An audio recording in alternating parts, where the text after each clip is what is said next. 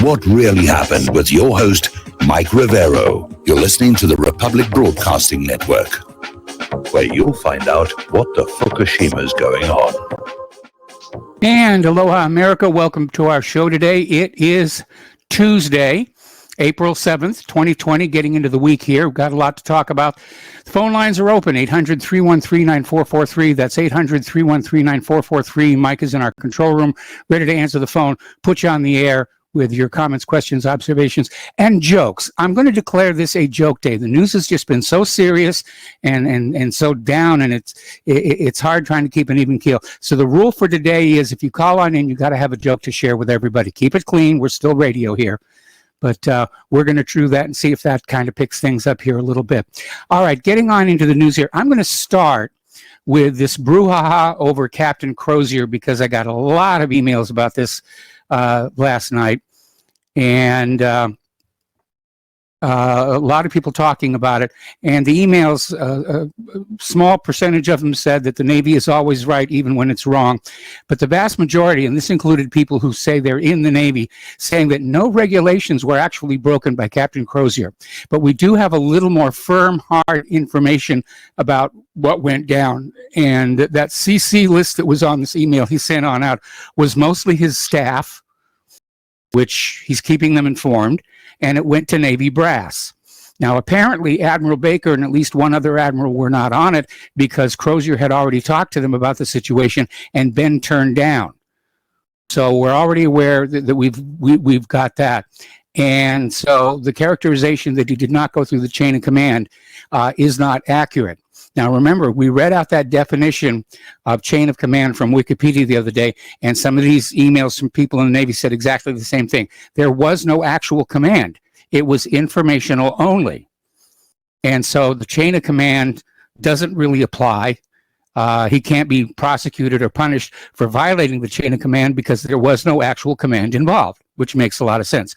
So apparently focus has now shifted to the acting secretary of the Navy, Thomas Modly, who got up in front of the crew of this ship and made a speech that was out there calling Captain Crozier too stupid and naive to command an aircraft carrier.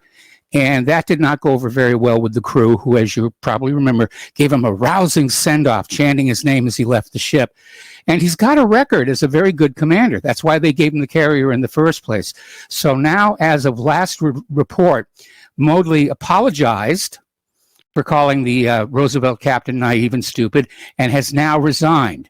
The news is saying he offered to resign, but he's telling his own staff he has resigned effective immediately. So it looks like this is going to resolve itself. Trump says he's going to get involved. All right, let's take a phone call from Don in Arizona. Aloha, welcome to the show. What's on your mind? I'll tell a joke, Mike. This is the only joke I can remember. It was a good one. I used to be an over-the-road truck driver, actually, for a while. And sometimes you'd have these big traffic stops, like there'd be a wreck, and everybody just be sitting there. And these guys would get on the CB radio and talk, tell jokes. And this one is... a man went to bed. Remember when Tanya Harding and Lorena Bobbitt, right? Yes. So a man went to bed with Hillary Clinton, Tanya Harding, and Lorena Bobbitt. He woke up with his penis amputated, a broken leg, and no health insurance. That's a joke. Remember, because Hillary I was like in that with... one. I like that one. That's oldie but goodie. I want to say something about Dustin. I've never said anything about Dustin, but people always complain about him, and then he'll call back and make his rebuttal. I have no problem with Dustin because when he starts talking, I hit the mute button, and so that way, and 15 minutes later, I'll turn it back on. So that's all I got to say. Thanks, Mike. All right, well, thank you very much, I think, for that phone call here. And poor Dustin, everybody wants to abuse him here. All righty, as you're aware, Hillary Clinton is involved in this legal wrangling regarding her court-ordered email testimony, and she does not want to do that. She does not want to testify under oath. She's filed an emergency motion with the court to block it. But apparently, even the State Department is now saying that they should reject Hillary Clinton's desperate appeal to avoid testimony. So even her old friends, if she had any over at the State Department, are saying, no, you put her under oath and you find out what's really been going on. Meanwhile, Nancy Pelosi and Adam Schiff are out there planning another witch hunt against the president. This time it's going to be the coronavirus. How did he respond?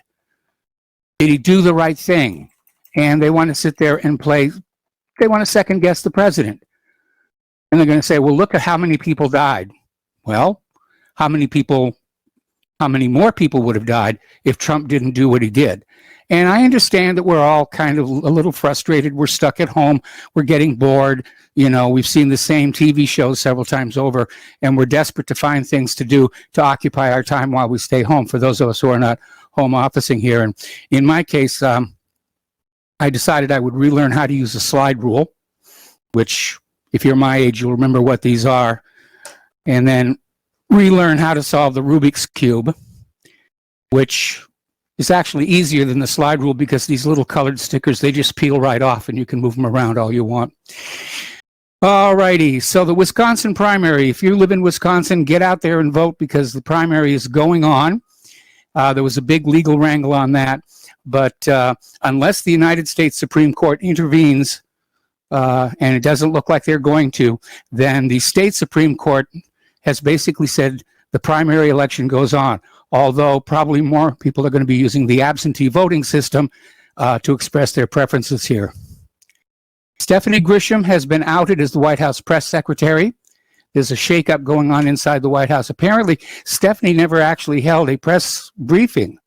She never had a single on-camera press briefing, and she's being moved to Chief of Staff for First Lady Melania Trump. Well, that's, to me, sounds like it might be a promotion rather than an ouster. So we'll see what's going to happen there.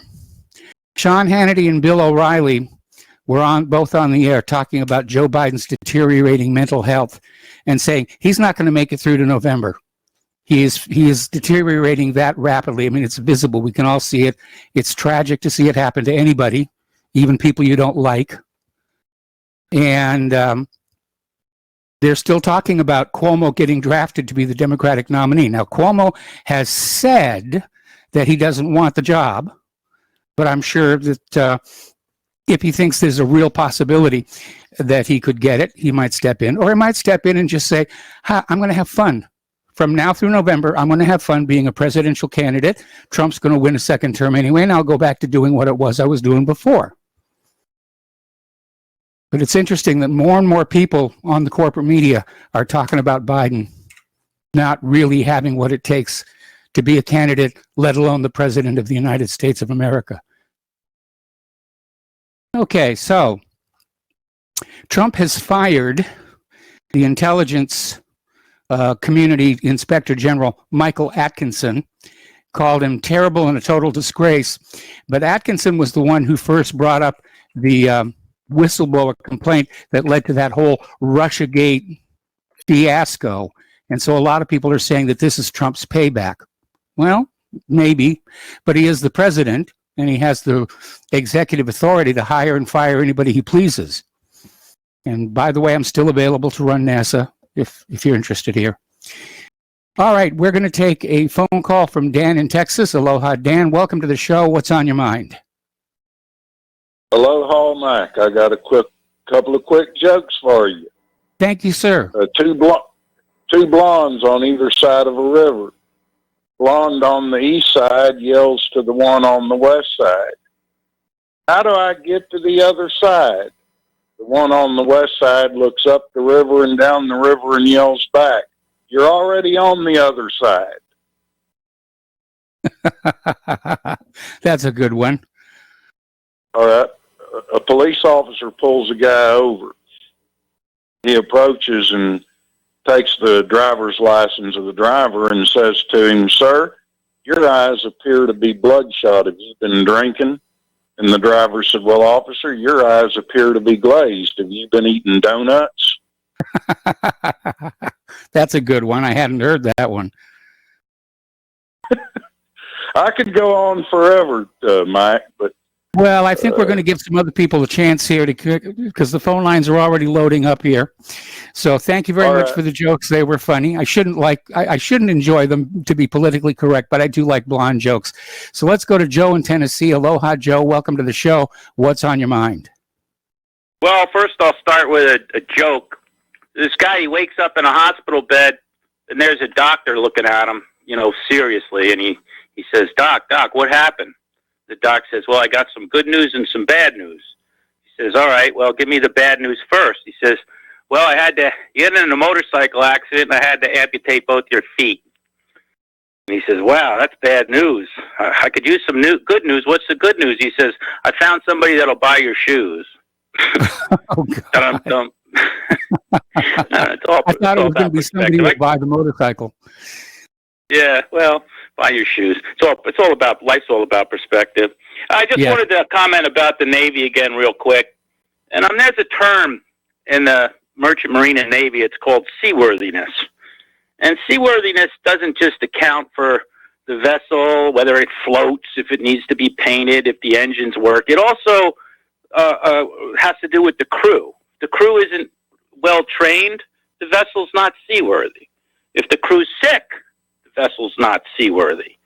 And the problem I have with this captain, I've always had with this captain, is he allowed information about his crew's sickness to get off the vessel into the media and for our enemies to find out about it. Now, whether it's through another Navy guy or whatever, and this has always been it. It's ops security, operational security. And if anybody else had done this, if I did that when I worked for the military, USNS Gordon, Gilliland, Bob Hope, you name them, I was on a bunch of them, I would lose my security clearance and I wouldn't be able to sail as an executive officer, as a chief engineer or first engineer, or captain or chief mate. There's certain jobs, and that's what surprises me about this whole thing, is that a captain could be so stupid, and that's why it's kind of funny to me, not funny, but sad to see this the head of the Navy resigning for calling him naive and stupid, because those are two good words to describe this guy. Now, I don't know if he's having a bad day, if he was sick with the coronavirus. That's all, whether we're not asking him to be put against the wall and shot, but I do think he should have been relieved of command to make an example out of him for violating operational security, and also for alerting the other people that are enemies also about the unseaworthiness of a carrier and a carrier battle group. That's serious stuff. Like they said in World War II, loose lips sink ships. So I just, I'm kind of appalled by hearing all this stuff about, making him a big hero, because really you need discipline in the Navy, and, I just think it's sad for what this is going to entail, that we're going to just let captains go, making their money. This captain also, 2 weeks ago, he made a port call in Vietnam. Here we got China right next door having, a month or so of the Wuhan virus, and he goes and has a friendship port call in Vietnam. Half his crew probably got coronavirus from sleeping with Vietnamese chicks or something. I don't know. I know what port calls are like when the Navy comes into town. I'll tell you that. So yes. I got a lot of problems with this guy's, judgment is what it comes down to. I don't think he made very good judgment calls as a captain. And I think that it's a shame, because what's going on is very destructive now towards the Navy and towards discipline. And, now every captain's going to think if he wins and they cheer him on and he gets promoted or whatever, every captain's going to think he can take things off the boat whenever he feels like it. We have an expression in the Merchant Marine: don't take it off the boat. Let's settle it here. You settle your issues here. In an aircraft carrier, they have the ability to fly people on and off, and helicopters stick people on and off. So I just think that he jumped the gun, and I think he went outside the bounds where the boundaries that are set, and he violated operational security. But there are two areas in which I'm going to disagree with you. And first of all is I don't think he allowed this news to become public. Again, going back to the revelations about his CC list being his own staff and some other Navy brass, somebody within that group is the leaker, and I don't think the captain intended for that to happen. He did also note within his letter that the carrier was in fact seaworthy and could still sail, but he was concerned about the future of his crew. And the other thing is, captains of battle groups don't just pull into another country's port, without it having been arranged ahead of time through, diplomatic channels. So it's not like he was just steaming along there and all of a sudden, oh, there's Vietnam. Let's just pull in there for a wild night.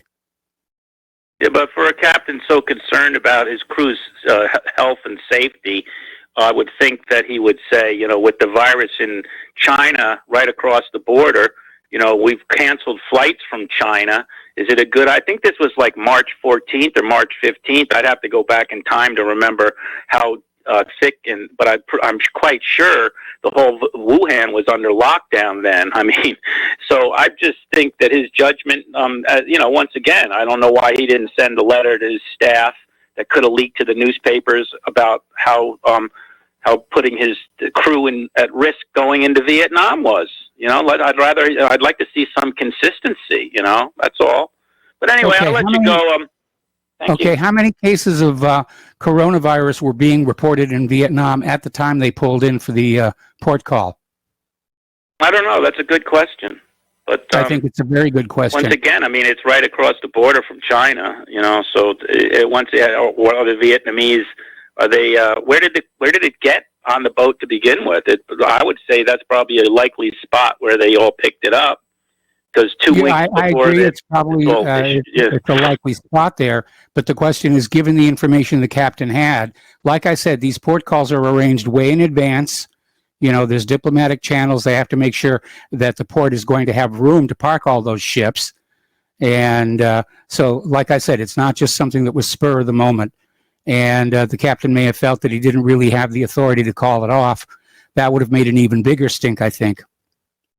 Like I said, I wonder. I'd like to ask him that question myself, but I won't get that opportunity. Anyway, all right. Have a nice day. All right. Thanks an awful lot. We're going to let you go here. Speaking of warships, Trump is sending warships to Venezuela while the world partners to fight the deadly pandemic. And we are seeing this so-called counter-narcotics effort by U.S. Southern Command, deploying Navy destroyers, combat ships, aircraft and helicopters, Coast Guard cutters, all around Venezuela. So it looks to me like they're getting ready to invade. They're going to do to Maduro what they did to Noriega. And if he's lucky, he'll wind up making license plates in some American prison. But it's going to get ugly. And the question is, how are they going to sell this to the American people? Because I think right now, with so many other things going on with the economy and the coronavirus, that the American people are just going to say, what, another war? What is this? Like, you have a war, 2 weeks ago and you're hungry for blood again? So I would expect that there might be a false flag of some kind to blame on Maduro. In fact, I've noticed all this week, all last week, on Fox News, they were running a lot of religiously themed stories, about, keep the faith and, go to church virtually. And part of it, maybe the church is lobbying for some airtime because they need those tithes in the plates. Churches are like anything else. They need money to run. And that may be part of it. But the other part of it is, I'm wondering, with Easter upon us this week, if there might be a false flag of some kind that strikes at a religious target to just anger all the Christians and get them all revved up and say, yes, we've got to go kill whoever it is we're going to be told to kill, whether that's Venezuela or Iran or the whole bunch all in one. I'm not really sure. But they're out there and they've indicted Maduro for transferring illegal drugs. Now, remember, an indictment is merely an accusation. They haven't provided any proof yet. There is no more proof that Maduro is running a drug cartel than there was that Saddam Hussein had nuclear weapons. We're going to go back to the phones here to Bruce in Texas. Aloha, Bruce. Welcome to the show. What's on your mind? Hey, how you doing, sir? Doing fine.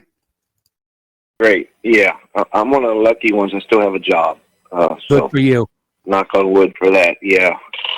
I'm in the manufacturing sector, and they haven't stopped. They're not even wearing masks or gloves. They're like, screw it, we got orders to fill. Hey, Bruce, You know? Bruce, stay on the phone. I got to put you on hold. We got to take a break for commercials, and we'll be right back. And the people are apparently not practicing social distancing. No, they're not. I mean, they had the wipes, and guidelines, and the people in the administration building, they're definitely doing the social distancing, and they don't even allow people in their offices, and that's but not at all. You have to call them or do like a Skype. But on the shop floor, everything's pretty much normal. I mean, nobody's sick yet, but that's kind of a side issue. I feel for the people who are really hurt by this thing. I think it's overblown. But then on the other hand, and this is why I called you, because you seem to be an evil keel as far as conspiracies go. There are valid ones, and then I think we can be manipulated due to our skepticism into believing something that is totally outrageous or ridiculous. And it draws discredit upon anyone who questions anything. If you follow these false rabbit trails.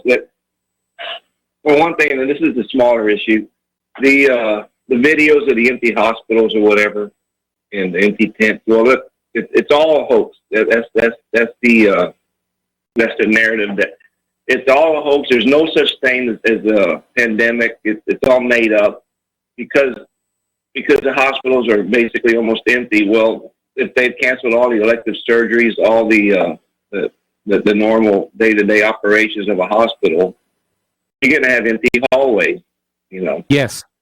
And if you're over-preparing, or if you're preparing for a pandemic, the worst outcome of a pandemic, well, you're going to have empty tents.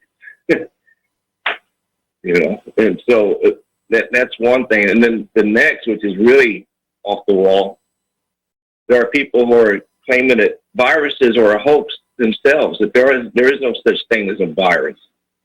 That Louis Pasteur confessed on his deathbed that he made it all up, or he fudged the information, or some conspiracy back in the 19th. I'm serious. This is out there. I know, but viruses were completely unknown in Louis Pasteur's day. He was dealing, with things like anthrax, which is considerably larger, and you can see the spores, and you could see the results of it. But he didn't know about viruses. Nobody did back then. So the story that he confessed that he made up viruses on his deathbed is obviously fake news. Right. Yeah. Well, people are getting roped into this, and I think it distracts. Also, China created a bioweapon, and for what? And then they dropped the beaker, or what have you. All this distracts from what may have really happened. We followed a pattern of behavior before and after 9/11, and the false flags and what have you. The U.S. is probably the world's number one manufacturer or researcher into bioweapons, and you have to ask yourself who benefits when China and Iran get simultaneously hit with a virus, and then it spreads throughout the world, and it crashes the economy, and then they can do a crash and burn and snatch up, just like they did in the Soviet Union. The same characters are in play, the financial oligarchs. Well, go ahead. Yeah, I was going to say, again, the fact that two nations considered to be problems for the United States, China and Iran, both got hit very hard by this thing. And, ultimately, we don't really know yet. There's a lot of accusations. There's a lot of suppositions. There's the possibility that this did, in fact, simply emerge from nature, as so many mutated viruses and germs do. But there's no question that everybody's trying to take advantage of the situation, certainly the United States. In fact, Human Rights Watch was chastising the U.S. government for refusing to lift the Iranian sanctions so that they can get the medicines they need to deal with it. Right. That's pretty damn terrible there. I mean, imagine the inhumanity of that, you know. But that's the old story, you know. Madeleine Albright, you know, said it was worth it to kill hundreds of thousands of Iraqi children during the Saddam Hussein's rule because it was worth it, you know, according to her.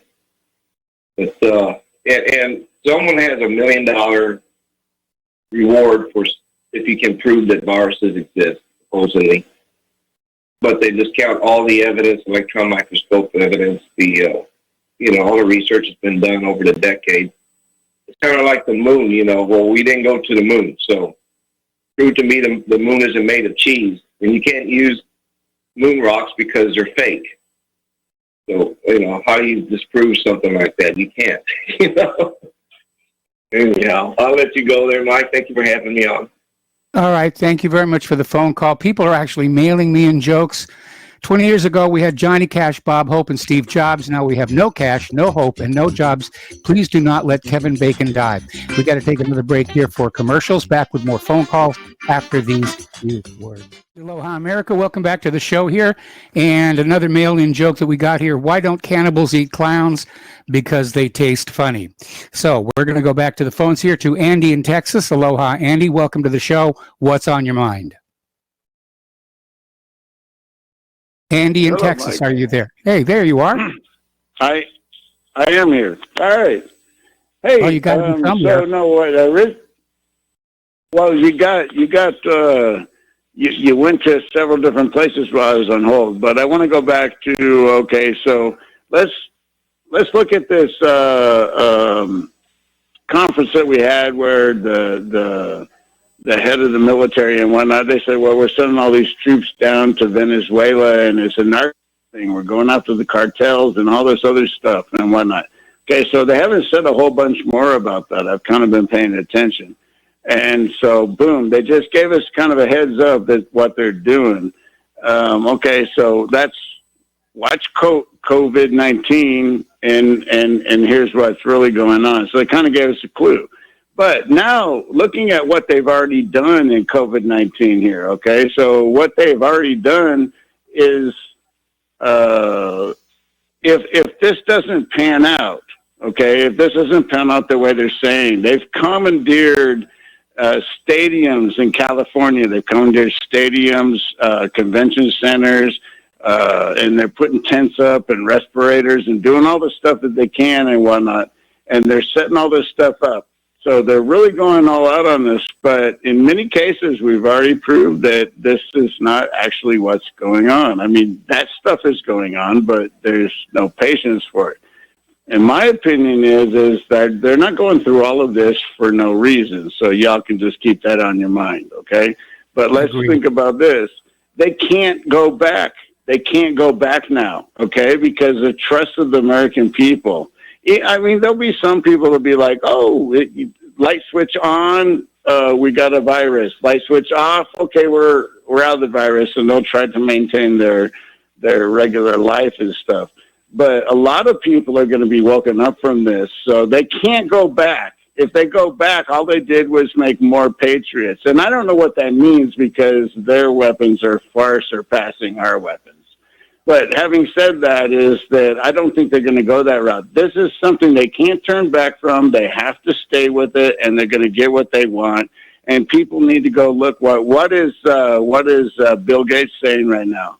What is Fauci saying right now? Fauci was involved with the AIDS virus. He tried to get $2 billion from Congress just for the Zika virus.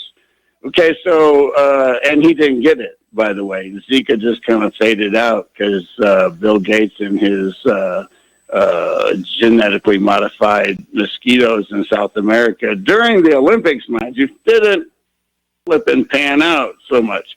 So, and now we're looking at this guy who's actually really in charge right now. It seems to be Bill Gates and Fauci.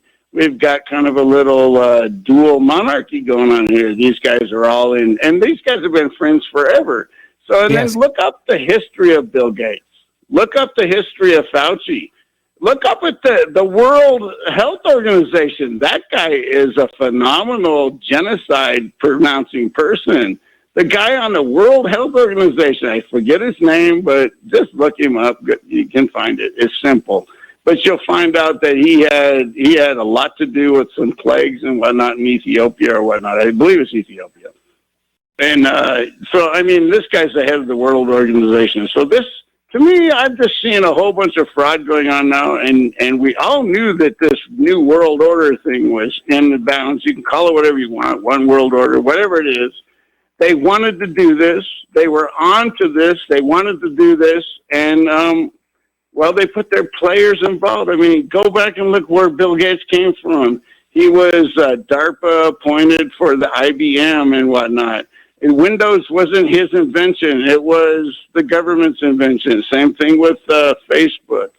Same thing with Google. It's all government. It's all hooked up together. We got these facial people that represent these places like Zuckerberg and Bill Gates and whatnot. But those places were always what these people have been wanting to do. And now we're stuck with it.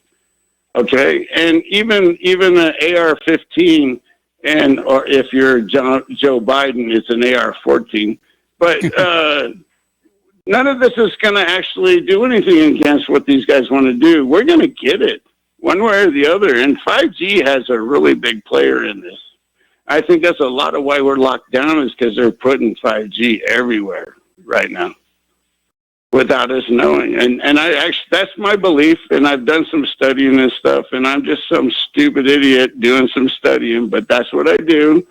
And I'm watching videos all the time, and you got to discern between the ones that don't make any sense. And those of us who have been studying this for a long time, we already know what the premise is, what these people's goal is. So you can discern between, if you get that kind of knowledge, you can discern between what is real and what is not actually. This Q stuff is just out there. Anyway, thank you very much, Mike. I really appreciate your time. You have a great day. Thank you very much for the phone call. We're going to switch over to Keith Rogers. Aloha, Keith. Welcome to the show. What's on your mind? Keith, are you there? Okay, we seem to have lost Keith. Let's go to Richard in South Carolina. Aloha, Richard. Welcome to the show. What's on your mind? Okay. We seem to be having a little bit of a problem. How about John in Indianapolis? Is John there? There we go. Mike, you hear me now? I can hear you now. Keith, Mike. Yes. Yes. Hi, hello. this is Keith. Yeah, I wanted to just interject something here because of your remark there about Easter. One should remember, like Lockheed Martin has just hired 1,000 back and are planning on hiring 5,000 more. Yes. The deal with Venezuela, as you know, is that Venezuela was buying up all that Latin American debt, especially from Argentina. And, of course, to stop that, the U.S. put those massive sanctions on them so they couldn't sell their oil. This also involves AT&T buying up all these Latin American telephone companies and stuff. Anyway, with Venezuela, before we jump to there, let's go back to a couple of weeks back when they were talking about drone in Mexico to get the drug lords. Remember that? Yeah, I remember that. Okay, so remember Fast and Furious, actual headlines like CIA manages a drug trade, Mexican officials say. Reports that CIA working with Mexican drug cartels. The trafficker says that U.S. Fed aided Mexican drug cartels. I mean, the list of these go on and on and on. The banks that laundered hundreds of billions of dollars in drug cartel money, as well as human trafficking. And now it's just like saying, well, Bush went down in there to Panama so that William Barr could bring out Noriega, and it ended America's drug problem, right? No, wrong. Venezuela, all these Central American countries. Remember before, this was all to stop the Sovietism and communism, And all it was is the U.S. with their CIA death squads killing tens of thousands of Catholics and Protestants. The article from L.A. Times where it says up until the year 2000 that over 81 countries had been overthrown, and it specifically lists democratically elected governments. And This is no different than with Iran. Iran has a democracy too. It may be ran by a bunch of mullahs and stuff like that, but Jews even vote there. They have a seat in parliament. Yes. And everyone is always victimized. And this is our problem with our society. And sadly, this is what leads to immigration when the United States puts in their fascist dictators who then start clamping down on their citizens who flee those dictatorships and sadly wind up here in America. And so now we have the United States here saying, well, with Donald Trump, well, we're going to need immigrants here. And I wanted to highlight one thing before I get off of here. Jimmy Dore did a great show here just last week here. It had Tulsi Gabbard on there, the CFR Tulsi Gabbard. And she was highlighting about all the stench through these Iowa farms and stuff and these massive cattle ranches, which mostly today are all going bankrupt. And the farmers themselves are committing suicide after losing farms that have been their families for 5 generations, Anyway, she goes on talking about all the problems that go along with the farming and the stink and the ditches and dogs laying them. You got to put the dog in there, especially for me, because that would twist my heart, But anyway, what she failed to mention, though, as she continues talking about, well, down in Brazil, they're leveling off the forest, burning them like that. They're putting these massive cattle ranches. Okay, so here's what she forgot to say. Among the beneficiaries of Trump's bailout for farmers was a Brazilian-owned meat company. It was a U.S. company called JBS. Mm-hmm. It first received $22.3 million, and then secondly, it got another $14.5 million, and thirdly, it got another $25.6 million. These are where your American jobs have gone, and they're worked by the same slave laborers down in South America that have to put up with those horrid conditions that those poor Iowa farmers have to, I mean, don't people see what is going on? And so, like in Iran with the starving and stuff, and the starving in Venezuela, when people chant out death to America, you should realize why they say that. We are not victims. Yes, anyway. Absolutely. And it's been going on for such a long time. But, anyone can... Yeah, and anyone can listen to the ex-CIA Philip Agee, or ex-CIA John Stockwell, or Philip McGee. They spell it out. Even Noam Chomsky with the U.S. rule in Latin America. I mean, this has been coming for a long time, and it's the same thing with that UN report that says UN forced immigration. And if you read the article, it's from conflict zones. And it lists 200 and some odd million Arab Muslims leaving their areas because of, like I mentioned before, if you look at Raqqa, Syria, or Mosul, Iraq, these places have been bombed out. They look like Dresden, Hamburg, and it's from U.S.-led wars. And all they care about is pumping trillions of dollars in the military. Had they done that with any stocks for, say, medical supplies, they could have had all this stuff for every single state there is. But there's no profit when things just sit there in a warehouse. But there is profit in selling arms. And they continue to sell arms in these conflict zones so that everyone, I guess, kills each other. And then, of course, you have the reason for a preemptive means to go right back into it again. Anyway, that's all I wanted to say. Have a good day, Mike. Tell Claire hi. All right. Thanks an awful lot. Plus, of course, you loan them the money at interest to rebuild from all the destruction. All right. We're going to switch over to John in Indianapolis. Aloha, John. Thank you for waiting patiently. What's on your mind? Hey, Mike. Good to talk to you. Good to talk to you. And I'll start with a joke first. How do you make holy water? Heck if I know. You boil the hell out of it. Ah, okay. I was anyway getting close there. Yeah, I know. Try the veal. Be here all week. Anyway, I've heard you and other folks talk about Hillary possibly insinuating herself into the nomination through one way or another. It's a horrible thought, but I'm wondering, have there been any public opinion polls conducted on this, or any idea what could happen? Well, if they've conducted any polls, they're not making them public, which would tell me that the poll numbers are not very good. I think the public at large is tired of Hillary Clinton. I know I am. Yes, I mean, but I don't see how she could play the woman card after the way Tulsi Gabbard's been treated anyway. True. But anyway, just curious about that. Good job on the show. My best to you and Claire. All right. Well, thanks an awful lot. The phone lines are open. If you want to call on in, 800-313-9443. Don't forget the jokes here. All right. Getting on back to Venezuela, President Maduro has released a letter addressed to the American people as a whole, urging them to prevent what he calls the madness that drives the government of President Donald Trump. And in this letter, Maduro says Trump seems determined to fulfill his threats of a military invasion against Venezuela. Maduro stated that the country cannot accept war threats nor the intention to install an international guardianship that would violate the country's sovereignty. Now, of course, the problem with this letter is it's not being reported on corporate media. So the vast majority of Americans, unless they come here to independent media, they're not even going to know that the letter exists. They're going to be sitting there thinking, oh, Maduro's a drug lord. Ooh, bad drug lord, bad drug lord. Yes, take my child, take my money, go ahead and invade Venezuela. All right, getting on to the economic news, and the news is not good. The stock market started this morning looking really good. The Dow was up like around 900.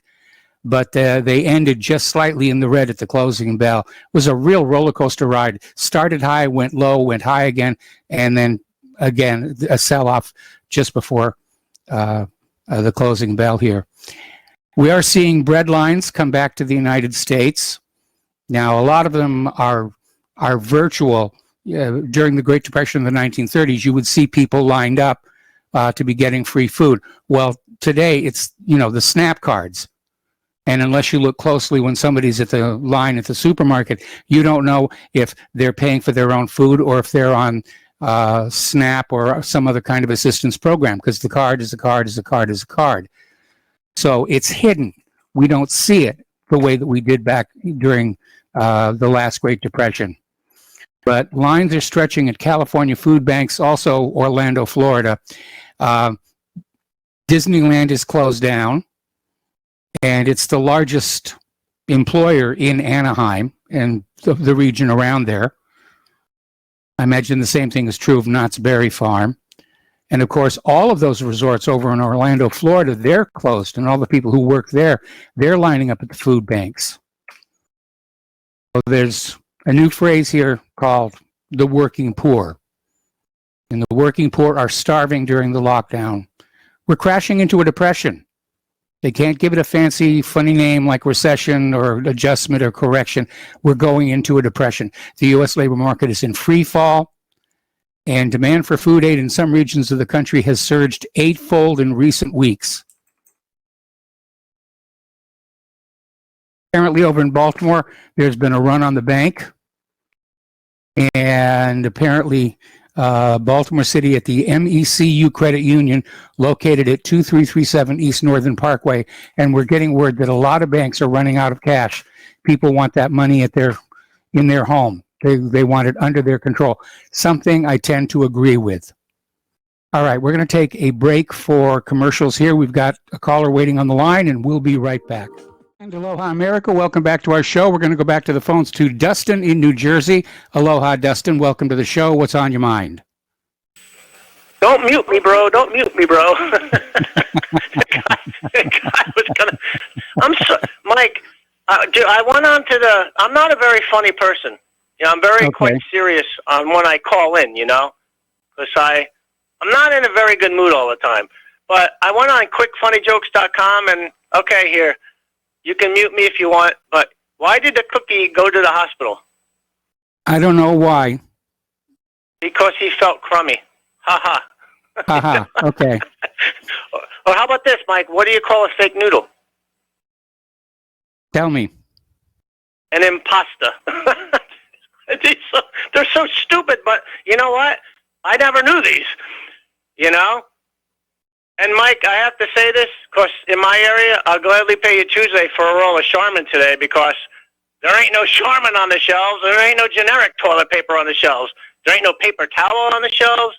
There's no disinfectant wipes. There's no toilet blow cleaner on the shelves. There is nothing, no ammonia, no bleach, all gone. From Walgreens to Walmart to Stop and Shop, so it's all gone, Mike. I mean, there's now that's funny. Our local market is starting to get it back in again. We were there earlier today, and the toilet paper shelf was it wasn't exactly full, but it was definitely stacked up there. Yeah, over here it's not though. Like, New Jersey, we got there's a lot of people who live here, like New York. No Tylenol, PM. That's all gone. I feel sorry for Advil, the company, because they're getting hammered. Nobody wants Advil right now, right? I mean, there's plenty of that on the shelves. Because that's ibuprofen. Nobody wants ibuprofen. Everybody wants acetaminophen. But Mike, do you have 5G in the area? In our area, no, not that I'm aware of. You got 5G in your pocket? Nope. Me neither. I'm using an old iPhone 7. It does 4G and that's it. Mike, I don't have 4G, 3G, 2G, or 1G in my pocket, okay? Mike, I call in, I say, the 5G thing is crap. Why do people keep calling in? Well, somebody on YouTube, Amazing Polly, or Woody Harrelson now is on the 5G. Did you see that? He's in the 5G. Yeah, man. Go outside. Don't stay inside. Well, if 5G is outside, supposedly, right? I mean, it's all in the air and what you breathe. I mean, it's a stupidity. I'm sorry. 5G is not the issue, and I go back because Iran don't have 5G. That's right. Why do people keep bringing up the 5G issue? It's a non-issue. It's bogus. 5G is a radio type of.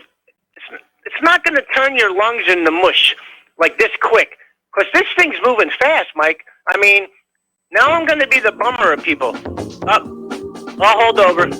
Yeah, I'm going to hold you over through station identification. We got more callers waiting on the line, and we'll be right back. Welcome to hour number 2. The phone lines are open, 800-313-9443, and we're talking to Dustin in New Jersey. And you were talking about germs and viruses and all kinds of things. Well, I'm going to get to the bad news, but real quick, I know people are calling in and emailing, but Joe from Tennessee has a right to voice his opinions, and I know there's some emails that probably hate me and Joe from Tennessee, but, everybody has a right to their opinion. And Joe can call in all the time, and so can I and other people, and voice our opinions, what we think we believe in. It's what we believe in.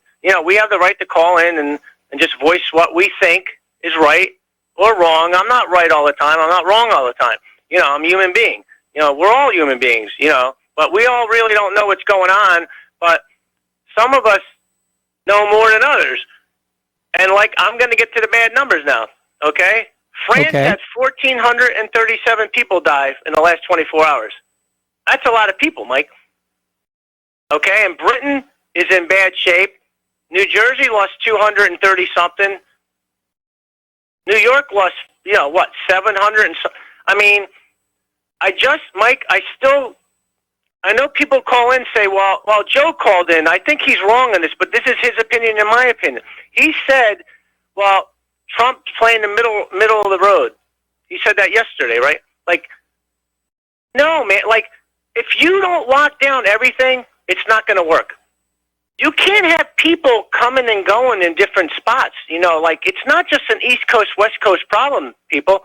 This has been going on since November, okay? It's everywhere. It's in Montana. It's in Utah. And, Mike, there was a temperature. I was reading an article about the temperatures in Utah, Nevada, Arizona, and they're looking at people's temperatures coming in. The people's temperatures are getting hotter, so maybe they're getting sick. I mean, I don't know, but I mean, the whole thing is people are moving around, and if one part of the country is not doing anything, and the other's locked down, it's not going to work, right? I mean, it's just not. You can't have people from Montana, because people do travel. As the travel and flights stop from Arizona and Utah and Iowa and Nevada and all these other states, no. As far as I know, and people don't realize this, but one person can infect 3 times 9, 9 times 3. That's how this thing works.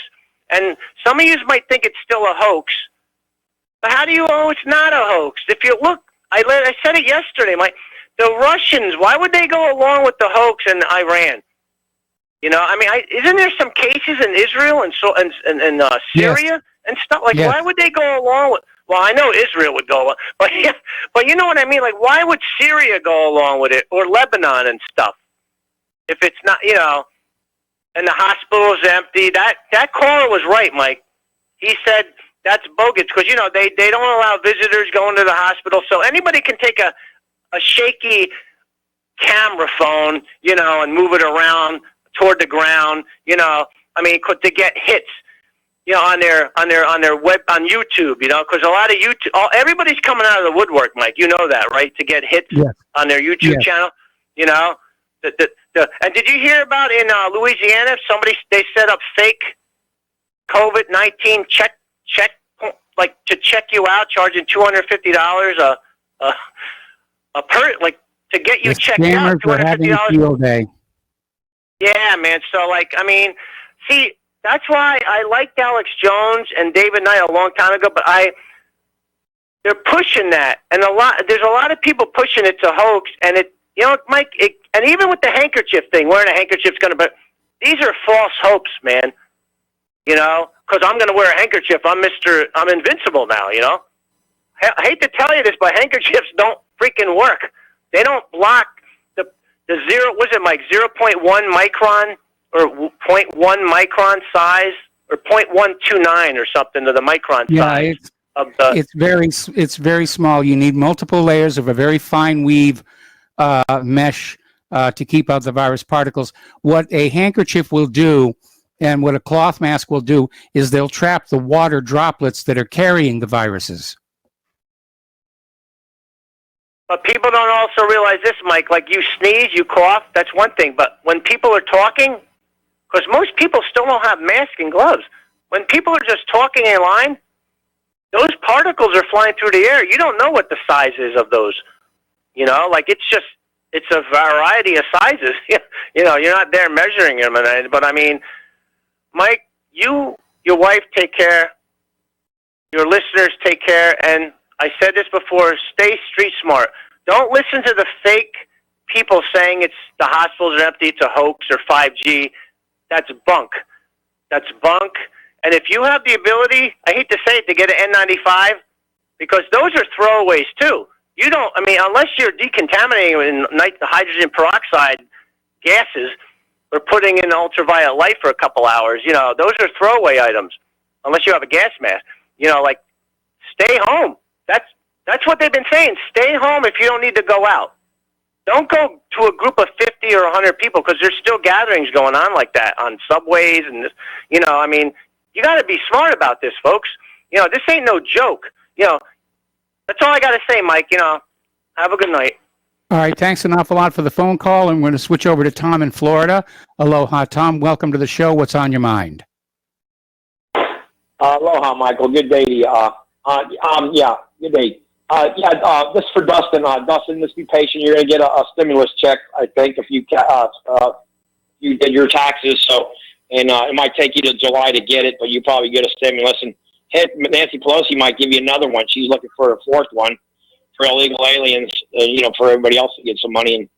And as far as Dustin goes about, does Dustin remember, I don't know, Michael, do you remember when you were younger, we had a thing called Dixie Riddle Cups? Yes. Remember Dixie Riddle Cups? They always had a joke. You ever heard the one, what did the light bulb say to the light switch? Tell us. You turn me on. Yeah. Light bulb said light switch, you turn me on. Yeah, they were on Dixie Riddle Cups for years, and then they had a controversy because I guess one of the riddles was offensive to the group, and that's when they ended those Dixie Riddle Cups for the kids. But they were back in the 70s and 80s, early 80s. But anyway, that's about throwing that out there. So I don't know if Dustin ever knew about the Riddle Cups, but yeah, Michael, the reason I called you is first off on the news, Austria and Denmark are opening up their economies like Sweden. They're gonna open their economies back up. They're gonna let people start mingling and all that. I was on the news. Yeah. Also, so Austria and Sweden and Denmark are opening their economies. They're not going to go much longer with their economies. The people shut down, you know, not walking, doing business. Also, they had on the news on Drudge not long ago that this Chinese general did admit that virus came out of a Wuhan laboratory. Have you heard that? No, I hadn't heard that it had been admitted, but that's pretty much been obvious since day one that that's what happened. Yeah, that's on Drudge right now. One high official general said, yeah, it did leak out of out of a laboratory. So we'll see. I mean, we want to see that be pursued much more. Also, getting back to the other caller, one caller, yeah. I don't know if that guy remembers, but I think Tulsi Gabbard is trying to sue Hillary Clinton for false accusations. So you know, Tulsi's got a lawsuit against Hillary. I don't know what's going on with that. Maybe you know. I don't know. But yeah, Michael, you notice since this whole pandemic thing's going on here, we haven't heard a word about Jussie Smollett. We haven't heard a word about Molly Tibbetts' case over there in Iowa. Yeah. We don't hear nothing other than One American News talks about it, and a little bit of Fox. All these other networks don't say a word about illegal immigration, pouring into this country constantly. We don't hear nothing about all these other diseases that are permeating through the United States right now. I mean, it's just unbelievable. This is all about, the way I'm looking at this thing in the media, Michael, this is all about blame Trump, blame Trump, blame Trump. It's all Trump's fault. I guarantee if it was a Democrat in there when this would have happened, like a Biden or a bumbling Biden or the witch Hillary, they would have never stopped the travel of the Chinese. They're saying, oh, you can't be racist. Look what they're trying to say in the media, the Chinese media, that the United States is racist. Let me tell you, those red communist Chinese, their whole modus operandi, Michael, to take the United States down and squash it like a grape. It's exactly what they're trying to do. Squish us like a grape. That's their modus operandi. And yes, we fumbled the ball for the last 25 years, letting these Chinese have everything, building all our factories, stealing everything, all the secrets we got. It's unbelievable it's been allowed. The treason that's happened in this country in the last 25, 30 years is disgraceful and disgusting. And people ought to be ashamed of what they allowed to happen here. Now, you're talking about Venezuela. There's a lot of Venezuelans here in South Florida, and I can tell you they're all pro-conservative. None of these people, they know what Venezuela, Cuba's about. They don't want that here because they lived it, and they know what I've been there, and it's a disaster. It looks like an atomic bomb blast over there on that island. I mean, it's unbelievable what's happened. And I mean, I don't know if your listening audience knows it, but 95% of the people in Cuba do not have hot running water in their house. 50% of them don't have a toilet seat on their toilet, Michael. Well, I mean, look at all the years the United States has maintained that embargo against Cuba. I mean, talk about carrying a grudge. Well, you know, I understand all that, Michael, but, you know, there's other countries. Canada's been doing business with Cuba for 60 years. I don't know why the Canadians not going over there and forcefully helping them with their water desalination plants and all that. I mean, yeah, we can blame the United States for a lot of embargo, but you got other countries in Europe. You got Canada. What have they done for these countries? Except just going to be tourists. That's all they want. They want to go to the beach, and I don't blame them, you know, and look at the scenery. I mean, exactly what's happened when I see with my own eyes when I went there. But, you know, I want to get off of that because I want to go to this real quickly. Nancy Pelosi is going for another stimulus package, Michael. It's going to be over $1 trillion. They already just out on the news today. She's looking to pump up in $300 billion for sanctuary cities to take care of all these illegals. If that ain't treason, Michael, what is it? Well, it's a violation of Title VIII. There's no question about that. She should be arrested. She should be arrested right now. And these people who vote for her, are they mental midgets or what? What is going on here? I mean, you're voting for somebody who wants to take away from you to give to another group that should take care of their own country and fight for their own cultural identity in their own country? Not come here. Stay over there, you guys. Matter of fact, Mexico has more better farmland than the United States. They have more fertile farmland in that country, Mexico, than they do in the United States. I saw that on a website the other day. I'm like, what? It's unbelievable what's going on. Why do they want to come here?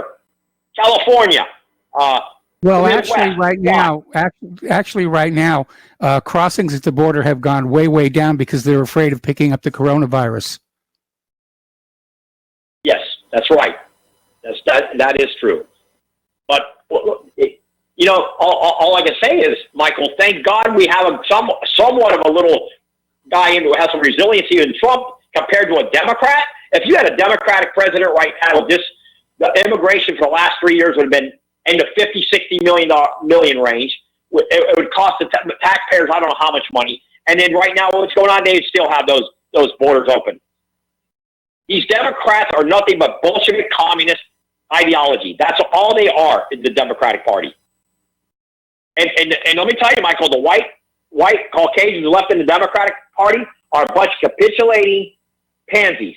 They have capitulated, and they let the squad take over. They let the minority group, which is a minority in that party, take over the mindset. Without question. They're a bunch of pansies that took it over, that have taken how the Democrats are being run now. John F. Kennedy could never be a Democrat today, or half of them back in the 70s or 80s. It would never be a Democrat. It would be too radical to be a Democrat. Even the Democrats in the 90s. Even look at Obama. He's almost too radical to be in that party now. Almost unbelievable. What I'm seeing on the networks and stuff. But yeah, Michael. Yeah, and I'll leave you with this thought. You know, China for 60 years was called the bamboo curtain. Correct, Michael? Correct. Now it's what do you call it? It's the Red Communist Party, but they actually took that name Red Communist from the Russians, correct? It yes. used to be actually the Russians were called the Red Communists, and not the Chinese. The Chinese like stole the name from the Russians, Lenin, and during 1917 when the Bolshevik, or I don't know, the Red Army was taking on the Tsar's White Army, and now the Chinese stole that, and now they're the Red Army, or they're the Red Communist. So they didn't even make that up. That was actually out of Russia, correct? Well, communism sort of adopted the color red as their ensign, if you will. And when the Chinese decided they were going to be communists, they borrowed, if you will, a lot of the same iconography. Not just the color red, but the stars and various other things. And they basically patterned themselves after the Soviet Union. Right. And, exactly. And the Soviet Union collapsed, but the Red Chinese have adopted their identity, and they're trying to collapse the United States. But actually, in the long term, it's going to look like the Chinese are going to be ready to collapse soon. Because once all these factories pull out of China, and a lot of stuff leaves China, and people, after this pandemic's over in a year or two, I can tell you, I think the Chinese are ready for a major collapse like Russia, USSR. That's what I'm thinking. Well, I would disagree with you on that one. I disagree with you on that one. I think the United States is much closer to collapse than China is. China's been around for a very, very long time. They're survivors. Yes, Michael, they are survivors in their own cultural identity when they were the bamboo curtain. Because remember, before Nixon went in there was the Chinese said, no, we didn't know nothing about China. And they didn't know nothing basically about us. They were very dirt poor. 99% of their population in 1972 were riding around on bicycles. They only maybe had one roadway. Look at them today. Hang on a second. Hang on a second. Top Gear did a show in China looking at Chinese manufactured cars, and they have come a very, very long way. And they've built more highways than the United States has now, and they've got the cars to put on them. Yes, Michael. But again, like I said, before Nixon opened up Red Communist China, they were dirt poor. There's no question about that. I mean, the Russians could bully them around anytime they wanted back in the 70s, in the early 70s, 60s, 50s. But now it's like, no, now because China, like you say, they became an emerging world superpower because they were working for peanuts. They're factory workers and all that. They were working when American was making $8 an hour, these people were making 80 cents an hour. So, of course, they're going to become prosperous. But I'm just saying, what they're pulling now, I believe that people are going to wake up worldwide, and I think China's going to have a major collapse. Maybe the United States also, Michael. I won't argue that point. Maybe you're absolutely right, too. But I think if that happens, we fall, China's definitely going to fall, for sure. They're ready to fall as well as we will. That's absolutely, definitely. positive. So we'll see.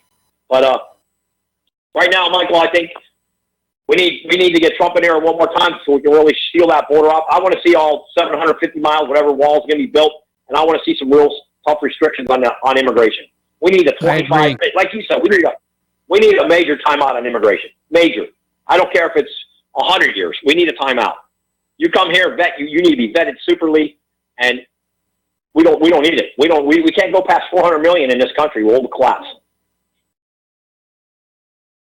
We're going to collapse as a nation if we go past 400 million. That's what I look at. I agree. Look at what's going on right now, Michael. We don't even have that many people in this country to support it.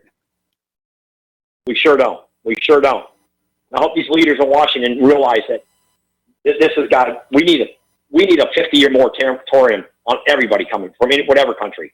We need a 50-year moratorium on immigration.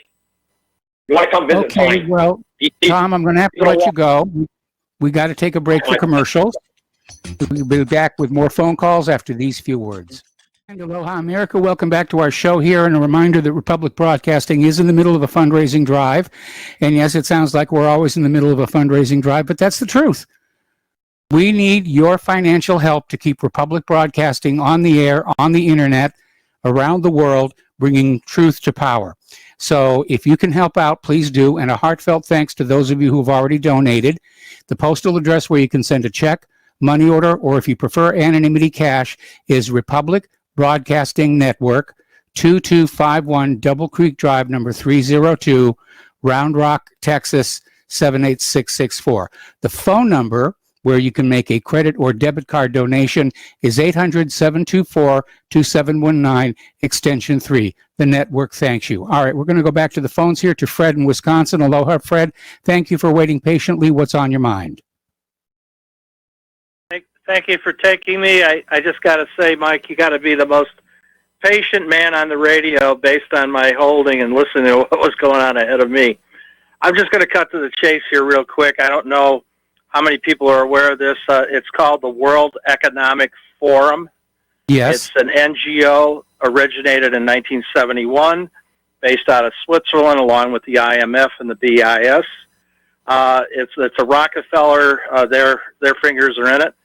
If people go to weforum.org, they can open it up. And the most important thing to do when you get in there is look under platforms and start taking a look at what these people have already done and what they're planning on doing.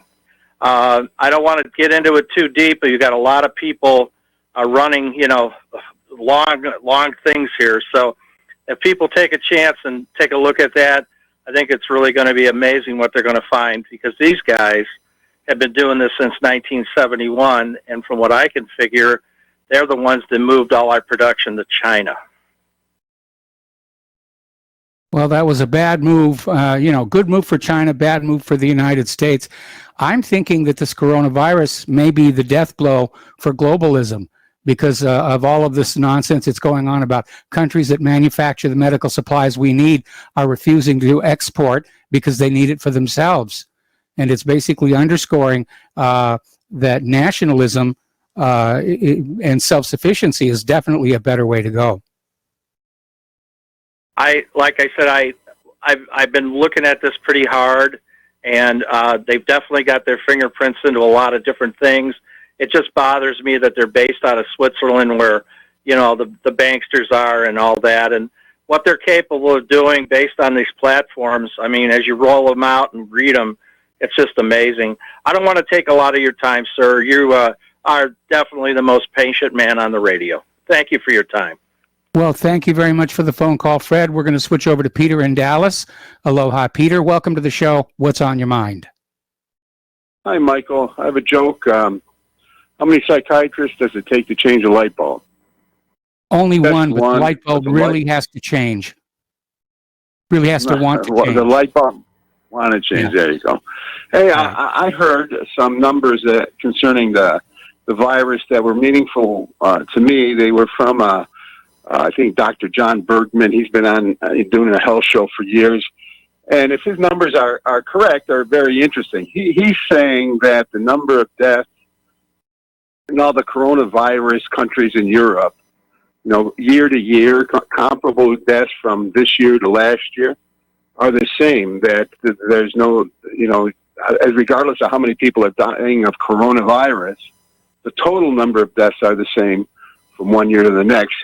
And he's suggesting that just every pneumonia case or every respiratory illness is just being coded as a coronavirus, and that it is a hoax. So, if those numbers are correct, I think they're interesting numbers. Well, what I think is going on is it's very obvious that when coronavirus first showed up, there were a lot of doomsday prophets, if you will, that were predicting all these huge amounts of death, and it's not happening. Flat out not happening. And so the corporate media and the government, rather than say, oh, we blew it, they're trying to make it look like the situation is as serious as they initially said it was going to be. And that's why we had CDC literally come on out and tell doctors and hospitals, if you have a patient with coronavirus and they die, say it was from the coronavirus, even if they actually died of something else like a heart attack. So, yeah, they're fudging the books to try and, it's right out of Winston Smith in 1984, the Ministry of Truth, making sure that the past history matches up with current government policy. Well, you would expect the number of dead to increase from last year, though. And if they didn't, that would sort of support what you're saying, that they're just coding everything to coronavirus and it's as opposed to pneumonia or whatever. Thank you very much, Michael. Flu deaths are down. Yeah, flu deaths are down by about the same amount as coronavirus deaths are up. So, yeah, they're cooking the books again. They're cooking the books here. Too bad they can't cook the virus. Bye-bye. All right, we got to thank you very much for the phone call. We got to take another break for commercial. We will be right back. And aloha, America. Welcome back to our show here. We're going to go right back to the phones to Nadell in Kansas City. Aloha, or hello, Nadell. Welcome to the show. What's on your mind? During quarantine class, my boy wants to know, what's the difference between theory and reality? I'm like, son, go ask your sister if she'll sleep with Brad Pitt for $1 million. Comes back, yep, she'll sleep with Brad Pitt for $1 million. Go ask your mother if she'll sleep with George Clooney for $1 million. And the son comes back, yep, she'll sleep with George Clooney for $1 million. So you see, son, in theory, we're sitting on a couple of $1 million, but in reality, we're living with a couple of sluts. Oh, that's terrible. So we have the stock market crashing. The market is going for incredible rides, both up and down. We have QE. We have a pandemic that started in January, which came out of nowhere. People are terrified. My daughter runs to the emergency room. I rush behind her, trying to get her checked out. I tell the nurse, I want to take her out of the emergency room. She's like, no. We have to check her for this virus. They were adamant about it. They would not release her to me. I said, what are you going to do if she has the virus? Well, if she has the virus, we're going to give her Tylenol and send her home. What if she doesn't have the virus? Well, we're going to give her Tylenol and send her home. I said, look, I won't give her Tylenol. Just send her home with me. No. She stays in and I end up paying a $500 bill just to pretty much give her Tylenol. But this virus, with high estimates, infects 1.4 billion people worldwide. It kills almost 600,000 at the high end of the estimates worldwide. This virus lasts for a year and a half, over a year and a half. Now here's where it gets interesting. Somewhere in the middle, as if a switch went off, doctors are no longer testing for this virus. There's no longer a panic. The pandemic is over. People are fine. At this point, this virus still has months to play out, but the panic is over. Life is good. Now, if you think I'm talking about COVID 1984, I don't blame you because it sounds a lot like COVID. What I am describing is my personal experience with the swine flu and what Wikipedia had to say about it back in 2009. Yes. So this swine flu, this pandemic, it wasn't solved by vaccines, hydrochloroquine, nor zinc, selenium, vitamin C, nor the suppressive lockdown. You know what solved this swine flu pandemic? It's simply the fact that the economy recovered. Had the economy not recovered and it continued to crash, back in 2009, this whole thing will be playing out, right? We would have the lockdowns, we would have the panic, we'd have the food shortages, we'd have the run on the banks. The Slimers, as Salenti calls them, called off the 2009 pandemic. They were able to turn it on and turn it off which is just a switch. But unlike 2009, the economy is not recovering. So they're continuing with this live theater exercise, taking away our freedoms faster than I've ever seen. So listen very well, especially you, Dustin. If for some reason all the stars aligned, we hit the jackpot, and this lockdown actually does work, these Slimers will attack us again with an even deadlier virus. There's no peaceful resolution to solve this mess we're in. The powers to be have shown us that they're willing to murder hundreds of millions of people just to stay in power. If you don't believe me, explain how we so easily murdered, not just murdered, but starved to death, 500,000 Iraqi children back in the 90s and simply called them collateral damage. Well, guess what? Today, we are that collateral damage, and they're coming for us. We have no one to blame but ourselves for letting this nonsense go on year after year. Don't take that personally. It's just how I feel. We failed to bring in a new government, especially after 9/11, and now we're going to pay the price. In theory, we have a pandemic, but in reality, we have a military takeover of our once almost free country. Hold on, it's going to be a bumpy ride.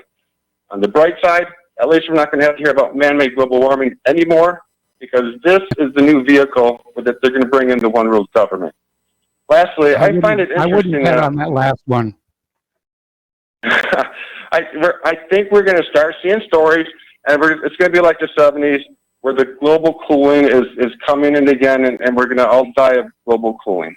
If they can really bring in this one world government through the health organization, they don't need to push global warming anymore, and it's embarrassing that they keep even pushing out as it's falling apart. Well, I think the push for global government rests on a foundation of 3 pillars. One is a global pandemic, which they're selling us in existence. The second is a global economic crash, requiring a global central bank, which we seem well on the way to that as well. And finally, let's see, what's the third one? Okay, global pandemic, economic crash, and I actually forget the third one. But I think they're using them all together here. And Henry Kissinger is already out there saying globalism, globalism, globalism. Yeah, I agree with that. But it's getting more and more obvious that we're entering an ice age. I don't know how much longer they can push that.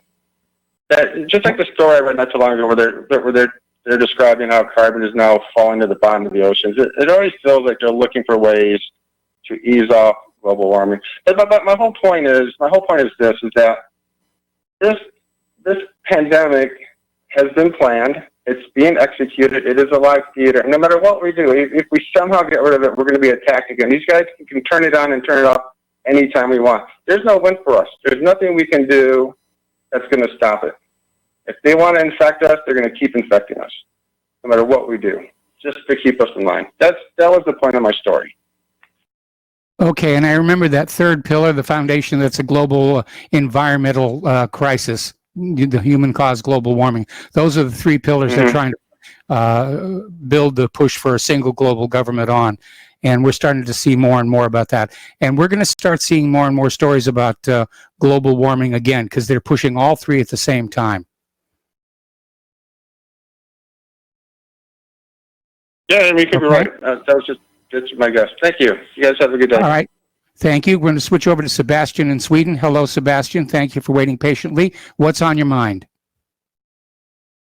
Oh, yeah, Mike. I just want to, everything's, I'm doing fine here. I'm in the country all by myself. I just have 2 cats and myself, so I'm not around the large city like Stockholm that has most of the mortality rate. And that's what I want to talk about, the Swedish hospital HMS system, as they call it in England. I don't know what you call it in America. Just see, when you go to the hospital or healthcare, the healthcare system in general, it's been going down for the last 20 years. And what really hit the peak was in 2015 when we took over 1 million immigrants in this country. And then after that, the healthcare system has just been really, really deteriorating in Sweden.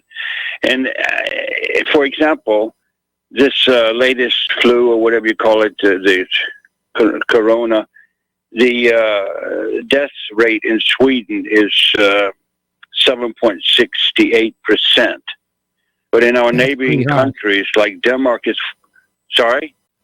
I said that's not good. No, it's not. In neighboring countries, it's Denmark is 4%, Norway 1.51%, Finland 1.47%. And just to use an example, okay, Sweden has 10 million, and the other countries have a little bit over 5 million people. But take Germany, for instance, that has 82 million people. They have over 100,000 cases, corona, and their fatality rate is 1.8%. This is Germany. Okay, if you want to go into Spain and Italy, France, and England, I think have just 10%, or maybe just a little bit over 10%. But I'm saying that talking about Sweden with the healthcare system, they gave away. They have two field hospitals, military field hospitals. They got them one set up in Gothenburg and another one outside Stockholm.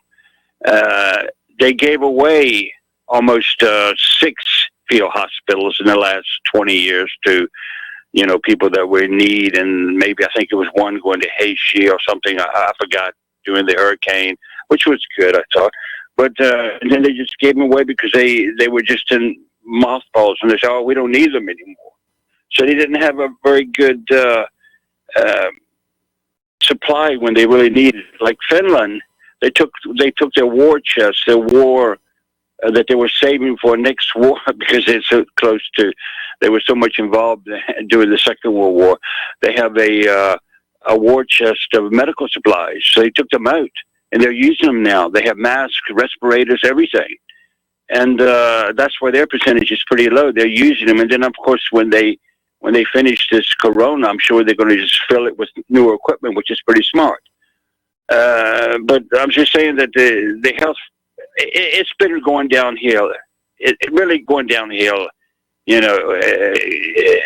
If you say to hell in a handbasket. I remember 1970 when I came here, congressmen were coming over from America to look how good the health system was in Sweden compared with America at that time. We pay for it in tax, but it was good. I'll have to admit it was really good. But now it's just mostly half privatized, and it's it's disgusting. And then we have these the foreigners that came in the country. The kids are spitting on and coughing in old people's faces, in Sweden on the streets, and it's just disgusting. I don't think we have anything around in the country like that, but I always keep homemade pepper spray with me just in case, because I'm not going to put up with it. But it's that's the situation, and I think this is a nail in the coffin for globalism, this corona, and also for the common market, because like there was some supplies coming from Russia going to some country, and they were confiscated by another country and they started using them. I think they were face masks or something. So we have even the common market is completely, they didn't help us at all. Brussels, it's just they're useless. It's just useless, the common market in Europe. I just hope it dissolves. I hope this is a nail in their coffin in the globalist. I don't think there's going to be a military takeover. I don't think the people would stand for it, especially the Americans. With the Second Amendment. Swedes, on the other hand, they could get away with it in this country, but not in America. So that's all I want to leave you with, and stay healthy, you and all the listeners, and take care of yourselves, everyone. All right. Well, thank you very much for that kind thought, and thank you very much for the phone call. We're going to switch over to Mark in North Carolina. Aloha, Mark. Welcome to the show. What's on your mind? Hey, Mike. What's going on?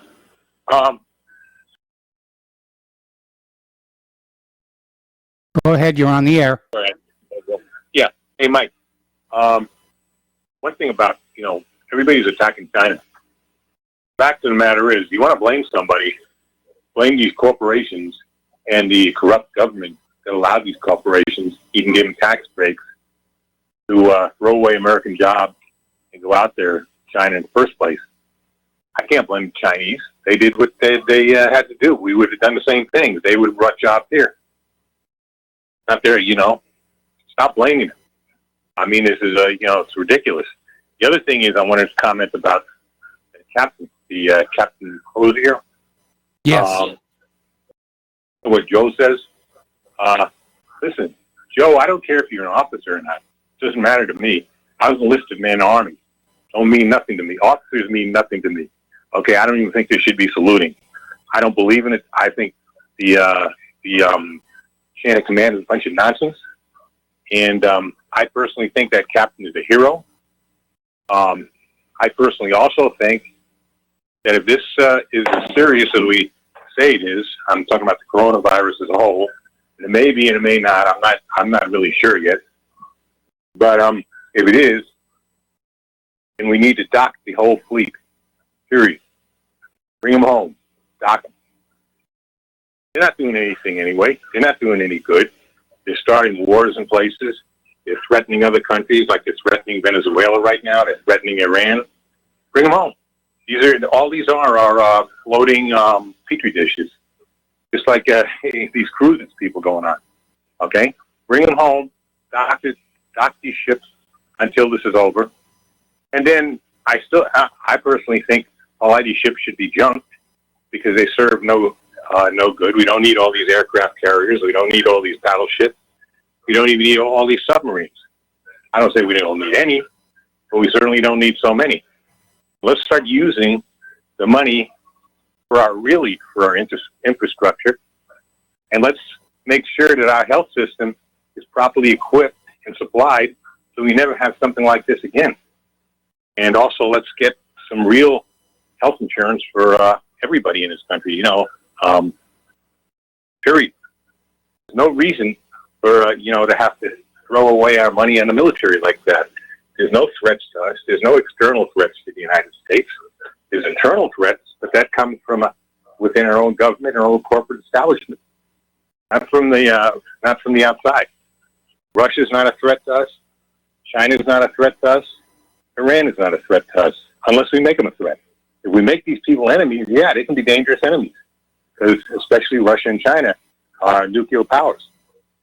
But if we leave them alone and start minding our own business, like what is our fleet doing in the South China Sea? What is our business if the Chinese and the Vietnamese have a squabble over the South China Sea? The same Vietnamese, by the way, that we were told years ago that if we don't fight them over there, we're going to fight them over here, right? And now we're going to go to war for them because they claim those islands. I don't care who gets those islands. That's their business. It's not the American Sea. It's not the Gulf of Mexico. It's the South China Sea. It's called the South China Sea for a reason. Leave them alone. It is none of our business. Bring the fleets home. Dock these ships. Okay, these sailors should not be kept on, in this kind of condition. And let's give Captain Crozier an award. Not condemn him. Make him an admiral. Matter of fact, make him the chief admiral. I don't care. Put him under Joint Chiefs. We need somebody like that with a Joint Chief. All right? And Joe, I don't care about you saying a command, buddy. I don't care if you were an officer or not. It don't mean nothing to me. I don't even believe in saluting. Okay? All right? That's why I didn't stay in very long. All right? I hated it because I don't like autocratic systems. Okay? There's no reason for a lot of that stuff. Now, we did need, if this is a time of war, if we were like World War II, obviously there was need for secrecy and stuff like that because we were facing two enemies that threatened us, actually threatened to invade us. But not anymore. That's not the case anymore. Oh, I see the music, though, Mike. All right? Yeah, we got to let you go. Take a break for commercials. We got 2 more phone calls to get in our last segment. We'll be right back. And aloha, America. Welcome back to our show. Last segment of our program today, and we're going to go right back to the phones to Dan in Texas. Hello, Dan. Welcome to the show. What's on your mind today? 2 more quick ones for you, Mike. Okay. Halloween night, the doorbell rings. A man gets his candy and goes to the front door to find a young boy wanting some trick or treat. He says, "My, I like your costume. You must be a pirate." He says, "Yes, sir, I am." He says, "Well, if you're a pirate, where are your buccaneers?" And the little boy said, "Mister, they're right here on the side of my bucking head." Yes. A blonde comes home from a day of shopping only to go to her bedroom and find her husband in bed with another woman. Distraught, she goes to her dresser, opens the top drawer and pulls out a .357 and sticks it to her head. Husband jumps up out of bed screaming, "No, honey, don't. Please don't." And she said, "Shut up, you sorry SOB. You're next."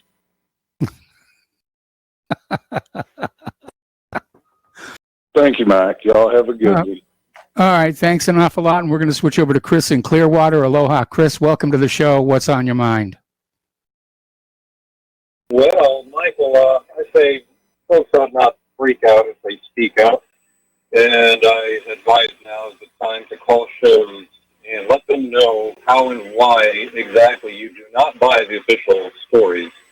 And point out the contradictions, take notes ready to have for the best delivery.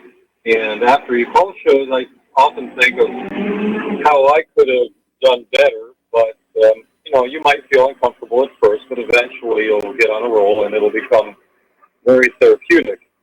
On April 1st, Joe Rogan interviewed the well-known pro-vaccine Dr. Peter Hotez, MD, PhD, and from his bio, quote, as head of the Texas Children's Center for Vaccine Development, he leads the only product development partnership for developing new vaccines for, among other things, SARS and MERS.